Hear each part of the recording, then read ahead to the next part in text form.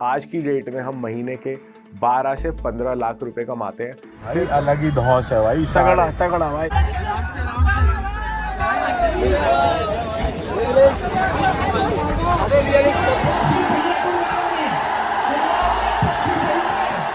हम चुन्नी पहन के विग लगा के खुद ही लड़कियां बन जाते थे क्योंकि फीमेल मॉडल्स पैसे मांगती थी। क्या ये लॉन्ग लास्टिंग है यूट्यूब? तो एक ऐसा टाइम आ गया था, हम तीनों ने डिसाइड किया कि अपना यूट्यूब चैनल बंद कर देते हैं। हेलो दोस्तों, मेरा नाम शुभम गांधी है। मैं और मेरे बचपन के दोस्त दीपक चौहान और पीयूष गुर्जर मिलकर एक चैनल चलाते हैं जिसका नाम है रियल हिट, जो कि आज इंडिया का one of the most watched podcast channel है।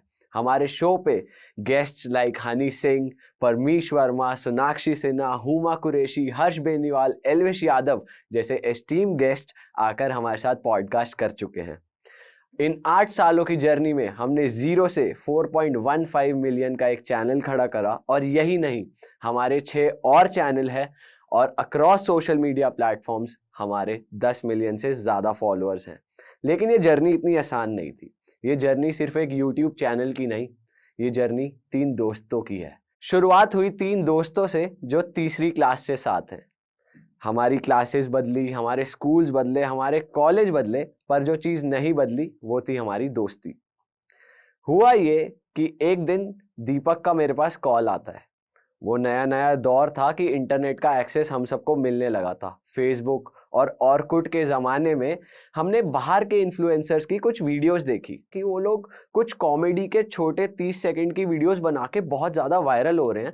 तो दीपक के मन में ये थॉट आया कि यार, अगर वो लोग ये कर सकते हैं, हम क्यों नहीं कर सकते। तो ऐसे ही रैंडमली हम लोग ने डिस्कस करना शुरू करा। अब आइडियाज़ तो डिस्कस हो गए, अब उसे शूट कैसे करें, शूट करने के लिए इक्विपमेंट्स कहाँ से लाएं, कैसे शूट करें, कुछ समझ नहीं आ रहा था। तो रैंडमली हम इतने क्रेजी हो गए शूट करने के लिए कि हमने लैपटॉप के वेब कैमरा से पहली वीडियो अपनी शूट करी, एंगल्स लेकर। जितनी नॉलेज हमें थी, जितना देखा था, जितना सीखा था, सब करके हमने लैपटॉप के कैमरा से एक वीडियो शूट करी, उसे एडिट करा। दीपक को थोड़ी बहुत एडिटिंग की नॉलेज थी क्योंकि जैसे मैंने बताया, उसको ये कीड़ा सबसे पहले आया था, तो वो ये 2-4 चीज़ें ट्राई कर चुका था। तो उसने एडिट करी और हमें एक 30 सेकंड की फाइनल वीडियो हमारी आंखों के सामने आई। हमें लगा कि ये ठीक है, इम्प्रूव कर सकते हैं इसमें। तो हमने फिर नई नई बात थी, दीपक ने बहुत टाइम बाद आईफोन 6 लिया। तो हमें लगा चलो, कैमरा तो हमें मिल गया, अब हमें शूट करना चाहिए अच्छे से। हमने शूट करना चालू करा। हमने 10 रिलेटेबल वीडियोस बनाई। उसके बहुत ही फ्रेंडली और डेली रूटीन वाले कॉन्सेप्ट्स थे, जैसे मॉम डैड के साथ बच्चे कैसे रिएक्ट करते हैं, दोस्तों के साथ कैसे करते हैं, डैड के कॉल को कैसे रिसीव करते हैं, मॉम के कॉल को कैसे रिसीव करते हैं। ऐसे रिलेटेबल आइडियाज़ हमने शूट करे और वो 10 वीडियोस हमने रैंडम लोगों को जा जा के दिखाई कि कैसी लग रही है। स्टार्टिंग में हमारा बहुत मजाक उड़ा और हमारे प्लान की धज्जियां उड़ गई कि करें तो करें क्या। तो सबसे पहले तो वो हंसे कि ये एक्टिंग क्या है, कोई डायलॉग नहीं, कोई कैमरा एंगल नहीं, लाइट तुम्हारे मुंह पे, गोरे लग रहे हो, कभी काले लग रहे हो, शुरू तुमने शाम में करा, होते होते रात हो गई, ये चल क्या रहा है। तो बहुत ज़्यादा मजाक उड़ा टेक्निकल एस्पेक्ट में। बट हाँ, हम शुरू से थोड़े फनी रहे हैं, तो हमारे डायलॉग्स की वजह से, हमारे एक्सेंट की वजह से थोड़ी बहुत हंसी लोगों को आ रही थी। बट वो अच्छा पार्ट कोई अप्रिशिएट नहीं करता आपका, सब आपको आपके नेगेटिव्स दिखाते हैं। फिर एक टाइम आया कि हमने वो 10 वीडियो स्क्रैप कर दी जो हमने बनाई, और हमने एक वीडियो बनाई जिसपे हमें थोड़ा सा कॉन्फिडेंस आया। उसका टॉपिक ये था कि लड़कियां कैसे रेडी होती हैं और लड़के कैसे रेडी होते हैं जब कहीं बाहर जाना हो। अब चैनल का नाम डिसाइड करने की बारी आई। तो चैनल का नाम क्या रखें, तो हमने ये सोचा कि जो हमने कॉन्सेप्ट डिस्कस करे हैं, जो चीज़ें हमने डिस्कस करी हैं, वो रियल लाइफ बेस्ड है। और सबकी लाइफ में हमने देखा है कि कुछ अच्छा होते होते आप प्लान कर रहे हो ना, कुछ और ही हो जाता है। वहां से ये वर्ड आया, reality is shit, real shit. तो हमें लगा यार ये नाम बिल्कुल कैची है, थोड़ा इंग्लिश भी है, थोड़ा देसी भी है, और लोग आराम से कैच कर लेंगे। लेकिन इस नाम के साथ भी प्रॉब्लम होने वाली थी। कैसे, वो हम आगे बात करेंगे उस बारे में। बट चैनल का नाम डिसाइड हो गया रियल शिट। बट हमने जैसे तैसे करते करते रात के 11 बज गए और हमें लगा यार आज डालें या नहीं डालें, कल डालें, हम डिसाइड ही नहीं कर पा रहे थे। और वो दिन था कि हमने रात को 11 बजे अपनी पहली वीडियो पब्लिक करी और दबा के लोगों को भेजी कि आप इसे शेयर करो। प्रोसेस आगे बढ़ने लगा। यूट्यूब से ज़्यादा हमें फेसबुक पे ऑडियंस का रिस्पॉन्स ज़्यादा मिलने लगा, क्योंकि उस टाइम फेसबुक बहुत ज़्यादा हाइप में था। फेसबुक पे शेयरेबिलिटी बहुत ईजी थी। उस पर एक फीचर था कि अगर आप किसी की फ़ोटो या वीडियो लाइक करते हो तो आपके फ्रेंड्स को भी दिखता है कि आपने क्या लाइक करा है। तो बट फेसबुक पे रेवेन्यू नहीं आता। तो अब एक टाइम तक हम अगर वीडियो में कोई प्रॉप यूज़ करना है या कुछ केक चाहिए, कुछ गिफ्ट चाहिए, कुछ दिखाना है, तो जेब से पैसा लगा रहे थे। और बीइंग अ स्टूडेंट हमें सिर्फ हफ्ते के 500 रुपये मिलते थे, जिसमें हमें कॉलेज भी जाना है, वहाँ पे खाना भी खाना है, दोस्तों यारों के साथ मज़े भी करने हैं, और ये जो साइड हसल हमने चालू करी थी इस पे भी ध्यान देना है। तो हमने अपने एक्सपेंसेस मैनेज करे, 10-10, 20-20, 30-30 रुपए की जो काम हमारे को एक केक का करना था वो हम 4 पेस्ट्री जोड़ के वीडियो में दिखाते थे। और घर का पुराना बचा हुआ सामान, खराब खाना अगर वीडियो में दिखाना है कि खाना पुराना हो गया है या कुछ ऐसा कॉन्सेप्ट आ रहा है, तो घर की पुरानी चीज़ों से वो पूरी करते थे। हम चुन्नी पहन के, विग लगा के खुद ही लड़कियां बन जाते थे, क्योंकि फीमेल मॉडल्स पैसे मांगती थी। तो हमारे घर वाले भी असमंजस में आ गए कि ये क्या चल रहा है, तुम सोशल मीडिया पे अपनी ऐसी इमेज डाल रहे हो, लोग क्या बोलेंगे, तुम कर क्या रहे हो, ये चीज़ चल क्या रही है, इससे पैसे कैसे बनेंगे। तो जो लोग अभी यूट्यूब या फेसबुक शुरू कर रहे हैं, मैं समझ सकता हूँ उन सबके साथ भी कितनी प्रॉब्लम आती है, क्योंकि जो इनिशियल डेज होते हैं जब आपकी कोई इनकम नहीं हो रही और आपके एफर्ट्स 100% जा रहे हैं, तो लोग बहुत ज़्यादा आपको क्वेश्चन करते हैं। इनफैक्ट आप खुद भी खुद को क्वेश्चन करने लग जाते हो कि यार मैं इतनी मेहनत कर रहा हूँ, इसका रिजल्ट कहाँ है। तो हम रिजल्ट की ताक में थे, जर्नी आगे बढ़ी। हमारे 1-2 साल में पहले 5,000 फॉलोअर हुए, एक ही वीडियो से हमारे 10,000 फॉलोअर हुए। वो वीडियो इतनी वायरल हो गई कि हमारे 50,000, 1,00,000 फॉलोअर्स तक पहुंच गए, पर हमारी इनकम ज़ीरो। अब हमें इनकम के लिए ज़्यादा सोचना था, और जैसा मैंने आपको बताया शुरुआत हमने यूट्यूब से करी थी, बट अब हम फेसबुक पे वायरल हो रहे थे, पर फेसबुक रेवेन्यू नहीं देता था तब। तो हमने यूट्यूब पे वापस कंसंट्रेट करना शुरू करा। जो कंटेंट हम फेसबुक पे डाल रहे थे उसी को हमने यूट्यूब पे अपलोड करना शुरू करा। यूट्यूब पे भी अच्छी एंगेजमेंट आई। जो शुरुआत हमने 40 सेकंड की वीडियो से करी थी, अब वो 3 मिनट, 4 मिनट, 5 मिनट ग्रो होने लगी। Market as a whole grow होने लगी, और क्रिएटर्स आ गए लाइन में जो और अच्छा काम कर रहे थे। उनको देखकर, उनसे इंस्पायर होकर, उनको कंपटीशन मान के हमने भी अपना लेवल अप करा। थोड़ा सा इनकम भी जनरेट होने लगी, हमने उसे वापस री इन्वेस्ट करा। और मुझे आज भी याद है, जब हमें लेवल अप करना था तो हमें एक DSLR कैमरा लेना था। इनकम कोई थी नहीं, घर वाले परेशान थे पड़ोसियों के तानों से, हमारे खुद के दोस्त हमारा मजाक उड़ाते थे कि तुम क्या कर रहे हो।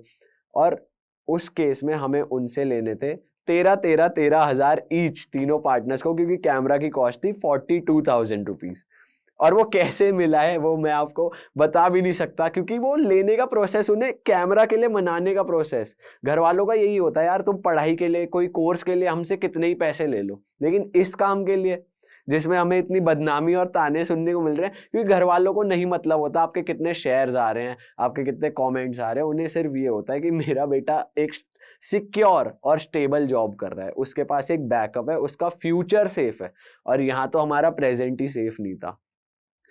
खैर, जब हम जॉब कर रहे थे, हमारे पास फंड्स आने लगे, हमने 6 महीना 1 साल सरवाइव करा कि हम तीनों सेम पेज पर आ पाएँ। और हमने पहले ही प्लान कर लिया था कि अगर दीपक का कॉलेज ख़त्म होने तक हमारी एक स्टेबल इनकम जनरेट हो गई तो हम ये काम फुल टाइम कर लेंगे, हम लोग अपनी जॉब छोड़ देंगे। और ऐसा ही हुआ। हमारी इनकम इतनी हो गई थी जितना हम एक महीने की एवरेज जॉब से कमाते हैं। 20 से 30,000 रुपये हमारी सैलरी थी उस टाइम पे, और उतना ही हम लोग यूट्यूब से जनरेट करने लगे थे। ब्रांड्स भी हमारे पास आने लगे थे, क्योंकि फेसबुक पे जैसा मैंने बताया शेयरेबिलिटी इतनी ज़्यादा थी कि brand game market, social media market as a whole बहुत ज़्यादा ग्रो करने लगी। विजन था माइंड में, मज़ा आ रहा था ये काम करने में, तो हमें गिरने से कोई डर नहीं था कि अगर इस काम में फेल भी हो गए ना, जॉब एक बार मिली है दोबारा मिल जाएगी, लेकिन ये काम में अगर हम सक्सेसफुल हो गए तो लाइफ सेट है, क्योंकि लाइफ में खुशी रहेगी। दोस्तों के साथ काम कर रहे हैं, अपनी मन का काम कर रहे हैं, लोग इतना प्यार दे रहे हैं और पैसा भी आ रहा है। इससे बेटर सिचुएशन हो ही नहीं सकती थी। और हमारी फुल टाइम यूट्यूब जर्नी वहाँ से शुरू हुई। पर फुल टाइम जर्नी में भी ना इतनी मुश्किलें आई कि एक दौर ऐसा आया जब हमारा चैनल बंद होने की कगार पे आ गया था। तो वो कैसे हुआ वो दीपक आपको बताया, क्योंकि अब मैं बोल बोल के थोड़ा थक गया हूँ। तो मैं दीपक को इनवाइट करूँगा स्टेज पे और वो आगे की जर्नी आपको बताएगा।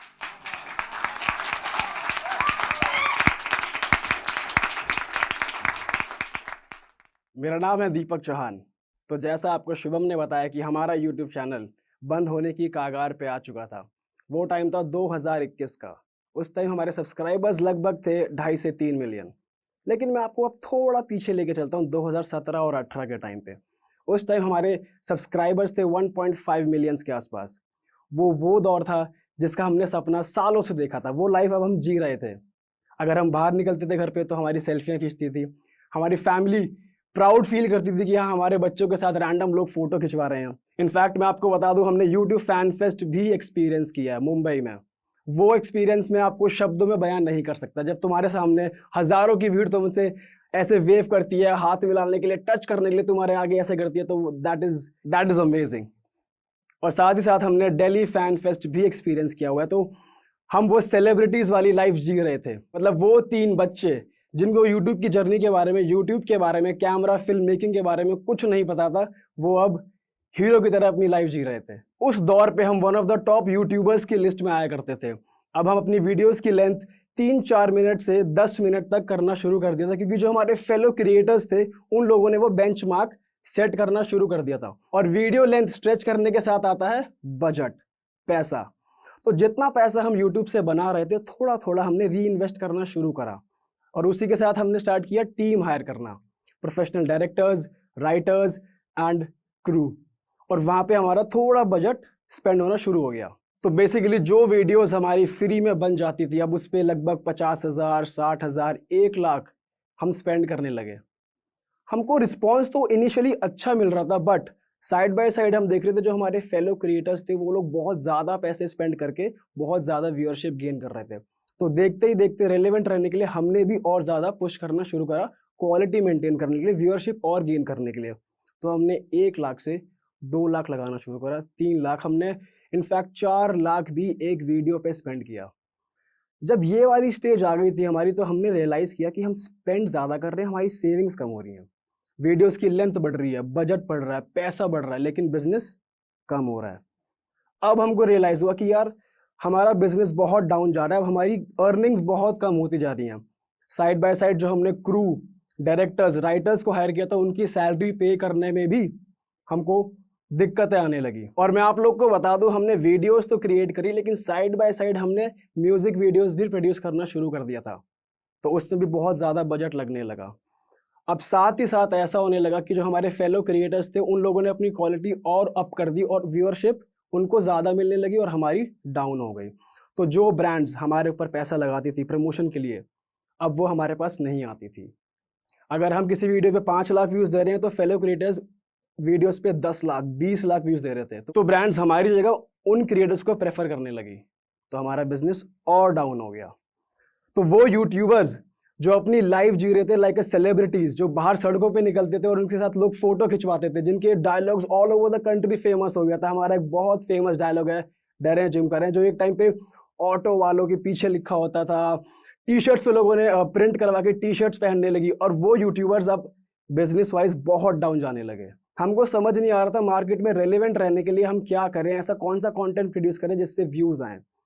हमारे मन में ये भी आया कि क्या हम वीडियोस पे फेक व्यूज डलवाना शुरू करें just to stay relevant in the market, but वो सोच हमारी बहुत गलत थी। हमने वो आइडिया ड्रॉप किया। तो भाई अब वो स्टेज आ चुकी थी, हमारे पीछे कुआं और आगे खाई। तो हमने सोचा यार अब कुछ तो करना पड़ेगा बॉस, मतलब वो कहते हैं ना, मरता क्या नहीं करता। हमने ऐसी स्ट्रैटेजीज लगाई। तो हमारे माइंड में एक आइडिया आया, यार यूट्यूब पे नंबर ऑफ वीडियोस बढ़ाते हैं, उससे हमारे एडसेंस का पैसा भी बढ़ेगा, व्यूअरशिप भी गेन होगी, और हो सकता है कि हमारे पास ब्रांड डील्स आना और शुरू हो जाएं। और वही हुआ। जब हमने नंबर ऑफ वीडियोस बढ़ाई तो हमारे थोड़े व्यूज़ गेन हुए और ब्रांड्स आना फिर से शुरू हो गई। अब हम थोड़ा प्रॉफिट में आने लग गए थे। तो भाई हमारा चैनल तो स्टेबल हो गया था, व्यूअरशिप भी आने लग गई थी, ब्रांड डील्स भी आने लग गई थी, और हम लोग वापस से वही लाइफ जीने लग गए थे, एंजॉय करने लग गए थे। हमारा बिजनेस प्रॉफिटेबल बन चुका था। लेकिन वो जर्नी भी क्या जर्नी, जिसमें अप्स एंड डाउन्स ना हो, वो स्ट्रगल ना हो। तो कोविड के दौरान एक ऐसा फेज आया जब लॉकडाउन लग चुका था, सभी लोग अपने घरों में बंद थे। हमारा कंटेंट प्रोड्यूस करना ग्रेजुअली कम हो गया था और हमारे चैनल के साथ स्टार्टिंग से ये रहा है कि यार अगर तुम नंबर ऑफ वीडियोस पोस्ट नहीं करोगे तो तुम्हारी रीच कम हो जाती है, वीडियोस रिकमेंडेशन में कम जाती है। और कोविड के दौरान हमने प्रोड्यूस भी करना कम कर दिया था तो हमारी चैनल की रीच डाउन हो गई थी। इनफैक्ट हमने अपनी वीडियो को प्रोड्यूस करने के लिए कुछ ऐसे आइडिया सोचे जो हम अपने घर बैठ के प्रोड्यूस कर सकें, रिकॉर्ड कर सकें और फिर कोलैब करके एक वीडियो बना के डाल सकें।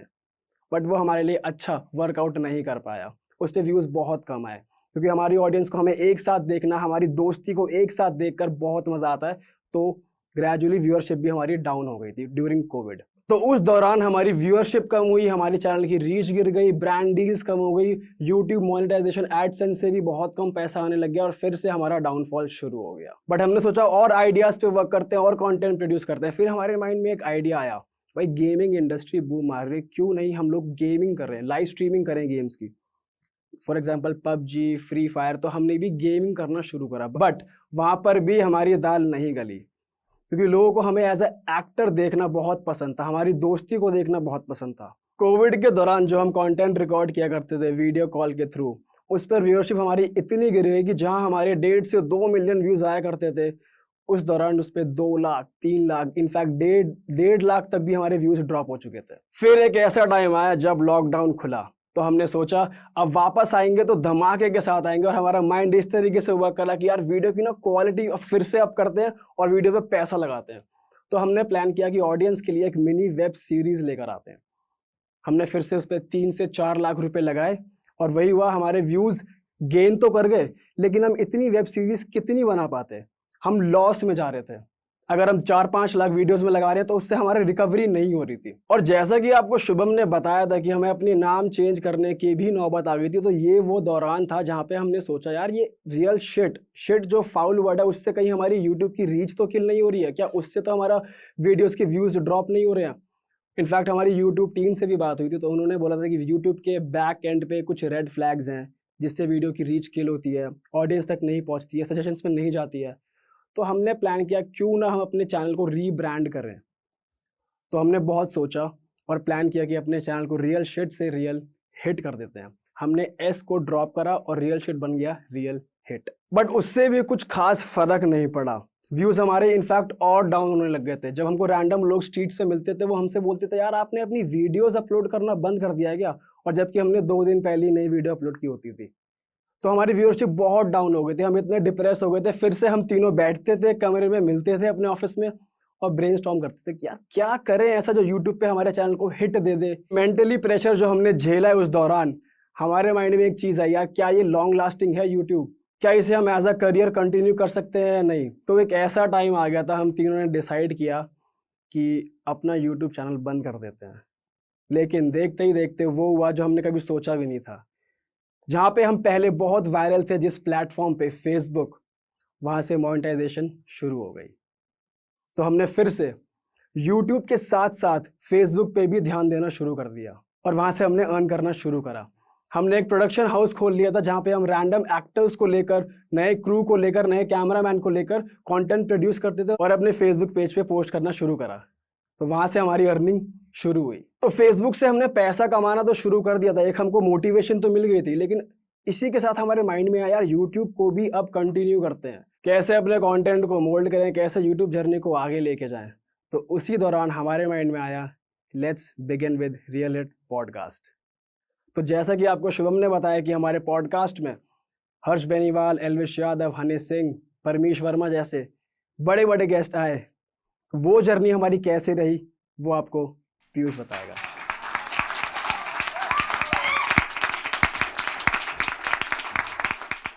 मेरा नाम पीयूष गुजर है और दीपक ने जैसे आपको बताया कि फेसबुक की वजह से हमारा करियर रिवाइव हुआ। जो पैसे फेसबुक से आ रहे थे उसके थ्रू जो हमारा लॉस हुआ था यूट्यूब की वीडियोस बनाते हुए, वो हमने रिकवर किया धीरे धीरे। और जो हम मंथली इनकम बना रहे थे वो अराउंड 15 से 20 हज़ार डॉलर के अराउंड हम बना रहे थे और हमारा बिजनेस काफ़ी ग्रो हुआ। तो स्पेशली हमने फेसबुक के लिए एक प्रोडक्शन हाउस स्टार्ट किया जिसमें कि हमने लोग हायर करे, एक्टर्स हायर करे, कैमरामैन और एडिटर्स हायर करे, जिसके थ्रू हम 3 मिनट की वीडियोस बनाते थे, फेसबुक पे डालते थे, जिसकी वजह से हमने जो रेवेन्यू है हमारा वो और मल्टीप्लाई करा। तो जो हमारा रेवेन्यू है वो 2-3 महीने हमारे ऐसे थे कि $30,000 भी गया, $35,000 भी गया, जिसके थ्रू हम एक नया ऑफिस भी ले पाए हमारी जर्नी में। और हमें इस चीज़ की बहुत खुशी हुई कि इतने सालों तक काम करने के बाद हम कुछ अपना बड़ा कर पाए, एक ऑफिस ले पाए और हमारी एक प्रॉपर टीम हुई जिसके थ्रू हम काम करना शुरू किया। दोस्तों, फेसबुक पे वीडियोस अपलोड करते करते हमने एक चीज नोटिस करी कि फेसबुक अपनी पॉलिसीज काफी ज्यादा चेंज करता है एज अ प्लेटफॉर्म, जिसका फर्क सीधा हमारी इनकम पे पड़ा। और हमने फ्लक्चुएशन देखी, जहां हम $30,000 कमा रहे थे वहीं हम $15,000 पे आए, फिर हम $10,000 पे आए। तो हमने ये चीज नोटिस करी कि यार फेसबुक तो स्टेबल है ही नहीं, क्या करें।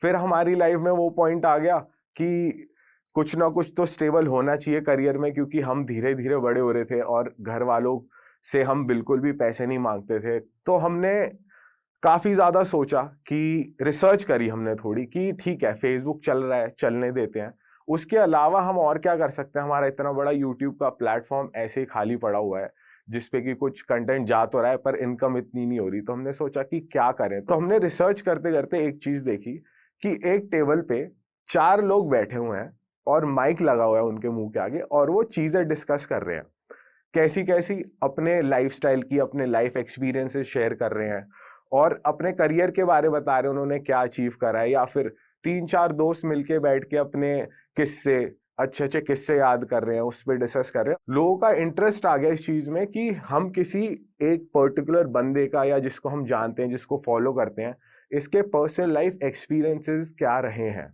तो बस फिर हम समझ गए कि यूएस में कोई ट्रेंड चल रहा है तो वो 1 साल बाद या 2 साल बाद इंडिया में तो आएगा। तो हमने सोचा क्यों ना इंडिया में पॉडकास्ट करा जाए और अपनी जो मार्केट है उसको और फैलाया जाए और लोगों को नया एक्सपीरियंस दिया जाए कंटेंट का। तो यहां से हमारी पॉडकास्टिंग की जर्नी स्टार्ट होती है, जिसमें कि हमने पॉडकास्ट पे बहुत सारे सेलिब्रिटीज को बुलाया, जैसे कि हनी सिंह, सोनाक्षी सिन्हा, हुमा कुरैशी, एल्विश यादव जैसे क्रिएटर्स को भी बुलाया। लेकिन मैं आपको थोड़ा पीछे लेके चलता हूं कि ये पॉडकास्टिंग स्टार्ट करते हुए हमने कैसे स्ट्रगल्स फेस करे। सबसे पहले तो हम आपस में डिस्कस करते हैं कि हम कोई चीज करें या ना करें। तो पहले बहुत मनमुटाव हुए कि यार ये चीज हम स्टार्ट करेंगे, लोगों को पसंद आएगा या नहीं आएगा, क्योंकि इंटरनल इश्यूज बहुत ज्यादा होते हैं कि जब आप एक टीम में काम कर रहे होते हो या आप चलो पर्सनली भी हो तो आप सोचते हो कि लोगों को ये पसंद आएगा या नहीं आएगा। बट हमें ये था कि हमारे पास ना एक कोई वही ऑप्शन नहीं था, जैसे कि दीपक ने बोला कि आगे हुआ और पीछे खाई। तो हमें चेंज करना हमारे लिए बहुत जरूरी था और जिससे हमने ना ये भी सीखा कि ट्रेंड के हिसाब से आपको चलना चाहिए। तो हमने फाइनली डिसाइड किया कि भाई पॉडकास्टिंग स्टार्ट करते हैं। पॉडकास्टिंग स्टार्ट करते हमने सोच तो लिया, लेकिन फिर हमें ये लगा कि यार हम अपने चैनल पे इतने सालों से कॉमेडी वीडियोस डाले जा रहे हैं और लोग इस चीज को एक्सेप्ट करेंगे या नहीं करेंगे कि हम सोफे पे बैठ के बातें कर रहे हैं किसी गेस्ट के साथ, और वो हमारे चैनल को इवेंचुअली ग्रो करेगा या नहीं करेगा। तो हमने सोचा कि क्या नया चैनल बनाया जाए। लेकिन नए चैनल की एक डिसएडवांटेज थी कि जो बड़े क्रिएटर्स हैं, जो हमारे फेलो क्रिएटर्स हैं, जैसे कि हर्ष बेनीवाल हो गए, एल्विश यादव हो गए, जिनका हमारे माइंड में था कि हम पहला पॉडकास्ट इनसे ही स्टार्ट करेंगे, तो हमें कंफ्यूजन थी कि यार ये छोटे चैनल में आएंगे या नहीं आएंगे। तो हमने डिसीजन लिया कि यार अपने ही चैनल पे, जो हमारा 3.4 मिलियन का चैनल था उस टाइम पे, उस पे ही लोगों को बुलाएं और उनके साथ पॉडकास्ट करें। क्योंकि कोई भी क्रिएटर जो बहुत ज्यादा फेमस है उसको थोड़ी हिचक होगी आने में नए चैनल पे, क्योंकि उसको लगेगा लोग मुझे देखेंगे या नहीं देखेंगे। ठीक है, उसके नाम पे पब्लिक आ जाएगी, लेकिन फिर भी हल्का फुल्का रहता है कि यार नया चैनल है, नए चैनल पे जाए या ना जाए। और ठीक है, हम भी नॉन फेस थे तो हमें भी था डाउट यार कि नया चैनल चले ना चले। तो हमने उसी पे स्टार्ट किया और पहला गेस्ट, जैसे कि सब लोगों ने देखा ही हुआ है, हमारे पहले गेस्ट हमारे बहुत खास दोस्त हर्ष बेनीवाल थे। और लकीली वो पॉडकास्ट हमारे लिए बहुत अच्छा था, क्योंकि हम भी उसको पर्सनली खुद भी जान पाए और ऑडियंस, एज अ ऑडियंस भी अगर देखे, ऑडियंस को भी उसके बारे में नई चीजें पता चली। और हमको इस चीज ने और ज्यादा मोटिवेट किया कि इसी लाइन में ही हम कंटिन्यू करेंगे, क्योंकि हम तीनों ना स्टार्टिंग से ही थोड़े रहे हैं कि बातों में बहुत ज्यादा तेज और बातें करने में किसी से भी मतलब बातें निकलवा लेते थे। तो ये थोड़ा रहा, तो हमने सोचा कि क्यों ना अब और गेस्ट लाएं। तो सबसे पहले हमने टारगेट सिर्फ यूट्यूबर्स को करा जो हमारे फेलो क्रिएटर्स थे। तो हमने पहले बुलाया हर्ष बेनीवाल को, जैसा कि आपको पता है, एल्विश यादव को बुलाया, लक्ष्य चौधरी, रूबल भाई हो गए, रूबल ढानकर। लेकिन दोस्तों मैं आपको एक बहुत इंपॉर्टेंट पॉइंट बता देता हूँ जो हमने अपनी पॉडकास्ट की जर्नी में ध्यान में रखा हमेशा, कि जो गेस्ट है ना वो एकदम कैजुअल रहे और हमारी तरह जैसे हम रहते हैं। तो हमने उसके लिए सेटअप भी थोड़ा उसी हिसाब से रखा। हमने स्टार्टिंग में बीन बैग्स रखे और माइक्स रखे। बीन बैग्स इसलिए रखे कि गेस्ट को भी थोड़ा कैजुअल फील आए, वो भी थोड़ा लेड बैक सा, और जैसे कि नेचुरल फील आती है आप जिससे आप बात करते हो डेली बेसिस पे, वैसे चीजें निकल के आए। और लोगों ने जब पहली बार देखा कि 3 लोग गेस्ट को बुला बुला के उनकी चीजें निकलवा रहे हैं, उनके सीक्रेट्स निकलवा पा रहे हैं और अलग ऐसे ऐसे टॉपिक्स पे बात करें जिन पे कोई नहीं करता, तो उनको काफी ज्यादा वो चीज इंटरेस्टिंग लगी। और यहाँ से हमारा जो पॉडकास्ट है वो पिकअप होने लगा और लोगों की नजरों में आने लगा। अच्छा, अभी तक इस जर्नी में ना ये चल रहा था कि हम अपने ही दोस्तों को बुला रहे थे, यूट्यूब क्रिएटर्स को बुला रहे थे, लेकिन धीरे ही धीरे हमारे माइंड में ये आया कि भाई कितना हम सिर्फ यूट्यूबर्स को बुलाएंगे। लेकिन ये रास्ता भी ना भगवान जी ने अपने आप खोल दिया। सेलिब्रिटीज के और बिजनेसमैन के हमारे पास खुद मेल्स आने लगे कि हमें भी आपके साथ पॉडकास्ट करना है, क्योंकि सबको ही ये दिखा, जनता के साथ साथ सेलिब्रिटीज को भी ये दिखा कि हाँ ये चीज ट्रेंड में आ रही है और भी ज्यादा आगे आएगी, तो क्यों ना हम भी इनके साथ पॉडकास्ट करें। तो हमारा पता नहीं लक अच्छा था क्या था, एक ऐसे सेलिब्रिटी का हमें मेल आया जिनके हम तीनों बहुत बड़े फैन रहे हैं, और आई नो ऑलमोस्ट सारा इंडिया रहा है और इंडिया से बाहर भी लोग उनको फॉलो करते हैं, उनके गाने सुनते हैं, जिनका नाम है यो यो हनी सिंह। और ये जब अपॉर्चुनिटी हमारे पास आई, हम अंदर ही अंदर तीनों बहुत खुश थे कि यार फाइनली ऐसा होने वाला है कि हम हनी पाजी से मिलेंगे। और ऐसा था कि हम दिल्ली में थे और जो पॉडकास्ट होना था वो बॉम्बे होना था, और हमारे पास ये भी नहीं था टाइम कि डिसाइड करें कि हम जाएं या ना जाएं। तो हमने सोचा कि यार हनी पाजी हैं यार, हम इतने सालों से उन्हें सुनते हैं, तो भाई पैसा वैसा गया ऐसी की तैसी में, बुक कराओ फ्लाइट और चलो।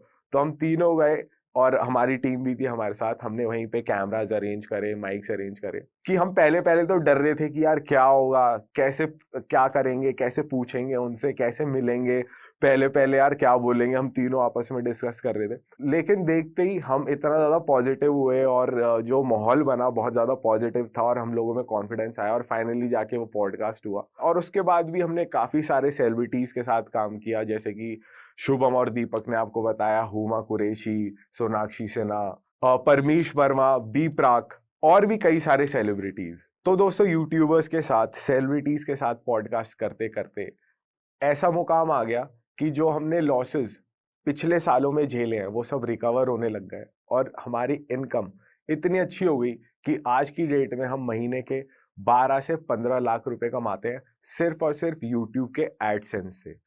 और इसके अलावा ब्रांड डील्स जो हमारे पास आती हैं। पैसे के साथ साथ पॉडकास्ट ने हमें एक अलग ही पहचान दी है। जो हमारा करियर 2017 और 18 में था, जिसमें हम बहुत ज़्यादा फेमस थे, बहुत ज़्यादा नाम था, वो इनफैक्ट बहुत ज़्यादा हो गया, अब उससे भी ज़्यादा डबल हो गया फेम हमारा। और अगर दोस्तों आपको भी अपनी जर्नी सोशल मीडिया पे स्टार्ट करनी है, आप भी एस्पायर करते हो कि मैं एक यूट्यूबर बनूं या एक इन्फ्लुएंसर बनूं, क्रिएटर बनूं, तो आपको हमारी जर्नी से ना मोटा मोटा पता लग गया होगा कि कैसे आपको बिहेव करना है, कैसे अपने आप को मार्केट से अपडेट रखना है, ट्रेंड फॉलो करते रहना है, जो कि हमने भी टाइम से सीखा। तो हम चाहते हैं कि अगर आप स्टार्ट कर रहे हो तो पहले से ही आप ये चीज अपने माइंड में रखो और बेसिकली ना पानी की तरह रहो। जैसा ट्रेंड चल रहा है वैसे अपने आप को मोल्ड हो जाओ। ऐसे मत करो कि मैं कॉमेडी वीडियोस बनाता हूं तो वो ही बनाऊं, व्लॉगिंग करता हूं तो वो ही करूं। ये प्लीज आप इस चीज को अवॉइड करो, किसी चीज से दिल मत लगाओ, क्योंकि आपको भी अपनी क्रिएटिविटी इस चीज से पता चल रही है कि आप अगर आप पॉडकास्ट करते हो तो वो आप कितना अच्छे से कर सकते हो, व्लॉगिंग कितनी अच्छे से कर सकते हो। तो अपने आप की भी आप स्किल इस वे में बढ़ा रहे हो कि हर ट्रेंड को फॉलो करके। दोस्तों एक चीज और मैं आपको बोलना चाहूंगा कि किसी भी एक प्लेटफॉर्म पे स्टिक मत रहो, जैसे कि हम रहे थे पहले फेसबुक पे और यूट्यूब पे। दोनों प्लेटफॉर्म्स को या तीनों प्लेटफॉर्म्स को, जो जितने भी आपको प्लेटफॉर्म दिख रहे हैं सारे कवर करो, सब पे वीडियोस डालो। कब किसी प्लेटफॉर्म का नहीं पता कब मोनेटाइजेशन ऑन हो जाए और जितने आपके फॉलोअर्स हैं वो आपको बेनिफिट कर जाए मोनेटाइजेशन में भी। तो खत्म करने से पहले मैं अपने पार्टनर्स नहीं, दोनों भाइयों को बुलाना चाहता हूँ कि प्लीज स्टेज पे आ जाओ मेरे साथ और कंक्लूड करते हैं स्टॉक को। और जो स्टॉक को स्पेशली मैं थैंक्स करना चाहता हूँ कि उन्होंने हमें यहाँ पे बुलाया और अपनी जर्नी, अपनी बात रखने का यहाँ पे मौका दिया। Thank you so much. और हम तीनों आपको एक मैसेज देना चाहते हैं, डरे जिम करे हैं। धन्यवाद। Thank you. इस वीडियो के बारे में अपनी राय नीचे कमेंट सेक्शन में हमें बताएं और अपने दोस्तों के साथ ये वीडियो शेयर करना ना भूलें।